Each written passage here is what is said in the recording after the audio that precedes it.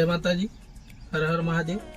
તો આપણા વિડીયોમાં કાલે મેં કીધેલું કે આપણું લક્ષ્ય એક જ છે કે સ્ટુડન્ટો સુધી અને કોઈ પણ આમ જનતા સુધી અવેરનેસ પહોંચે, કે એ લોકોને ખબર પડે કે સાચું શું છે। તો એના જ માધ્યમથી આજે હું એક નવી ફરી વખત એક વિડીયો લઈને આવું છું। તો આ વિડીયોમાં હું તમને જણાવીશ કે માની લો કોઈ સિટીમાં મકાન છે, તેમના માટે દસ્તાવેજો હોય છે, દુકાન છે, મકાન છે, અને ગામડાઓમાં જે જમીન હોય છે 7/8 હોય છે, બધાને ખબર જ છે, ઠીક છે। તો ગામડાઓમાં જે ખરેખર એવા મકાનો છે, આપણે દુકાનો છે, મકાનો છે, ઘણા એવા મકાનો છે 90% મકાનો કે જેમના કોઈ કાગળિયા નથી। તો એમના માટે શું કાગળિયા બની શકે?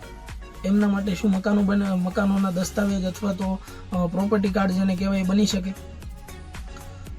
તો કે હા, એમના માટે પણ પ્રોપર્ટી કાર્ડ બની શકે છે। તો એ હું નથી કહેતો, આ યોજના ખરેખર 2021માં બહાર પડેલી છે અને યોજના વિશે ગામડાઓના માણસોને 90% નહીં પણ 99% ખબર નથી કે તેમના મકાન અને દુકાનોના કઈ રીતે પ્રોપર્ટી કાર્ડ ખરેખર બને। સરકાર સામેથી પ્રોપર્ટી કાર્ડ બનાવવા માટે આ યોજના 2021માં બહાર પડી હતી। 2024માં એનો નવો પરિપત્ર પણ લાગુ કરેલ છે અને તેની જાણ ભાવનગર જિલ્લામાં, આપણા જિલ્લામાં કોઈને ન હતી। તો આપણા જે ભાવનગર જિલ્લાના કલેક્ટર છે મનીષ બંસલ સાહેબ, એવું નથી કે હું કહું અને આ યોજના ચાલે છે એવું નથી। તો આપણા જ ભાવનગરના કલેક્ટર છે મનીષ બંસલ સાહેબ, એમનો વિડીયો હું છેલ્લે વિડીયોમાં મૂકી દઈશ, તમે જોઈ લેજો। એમણે પણ હમણાં થોડા દિવસ પહેલાં વિડીયોના માધ્યમથી પણ બધાને જાણ કરેલી છે। તો આવી જ રીતે મારા વાલા, હું તમારા ફાયદાઓ માટે અથવા તમારી જાણકારી માટે આવા વિડીયો લઈને આવું છું।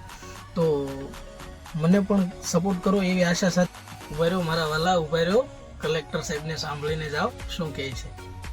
હર હર મહાદેવ। નમસ્કાર ભાવનગર, મેનલી જે ગામમાં જે લોકો રહે છે એની માટે સૂચન।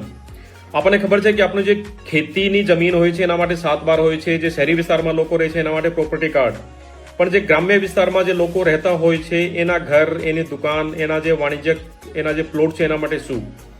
એટલે કે ભારત સરકારે લગભગ 4-5 વર્ષ પહેલા નવી યોજનાની શરૂઆત કરી હતી, સ્વામિત્વ યોજના। અને એમાં ગ્રામ્ય વિસ્તારમાં જે લોકો રહેતા હોય એની જે પણ પ્રોપર્ટી છે એના આધાર પુરા સાંભળ્યું મારા વાલા, કલેક્ટર સાહેબે શું કીધું?